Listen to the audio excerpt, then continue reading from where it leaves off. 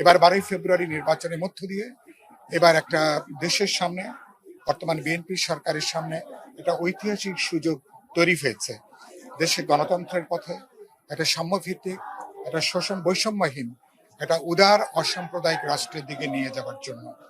আমি আশা করতে চাই যে বিএনপি নেতৃত্বে, তারেক রহমানের নেতৃত্বে এবার ঐতিহাসিক যে সুযোগটা তৈরি হয়েছে একটা অসাম্প্রদায়িক গণতান্ত্রিক রাষ্ট্রকে নেতৃত্ব দেওয়া, একটা 18 কোটি জনগণকে নেতৃত্ব দেওয়া, সেই সুযোগটা এবার কোনোভাবে যাতে বেহাতে না হয় এবং আশা করি সেভাবে সরকার তার কাজটা করবে।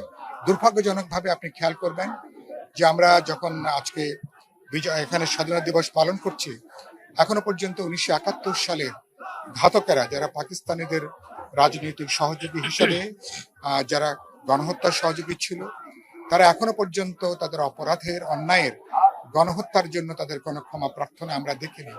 বরঞ্চ নানাভাবে মুক্তিযুদ্ধ, স্বাধীনতাকে কিভাবে এটাকে হেয় করা যায়, ছোট করা যায়, তার গৌরব গাথাকে কিভাবে সেখানে অপমান করা যায়, প্রতিদিন আমরা তার তৎপরতা দেখছি। নানাভাবে তারা আমাদের মুক্তিযুদ্ধের অর্জন, স্বাধীনতাকে কালিমা লিপ্ত করবার তৎপরতায় তারা যুক্ত আছেন।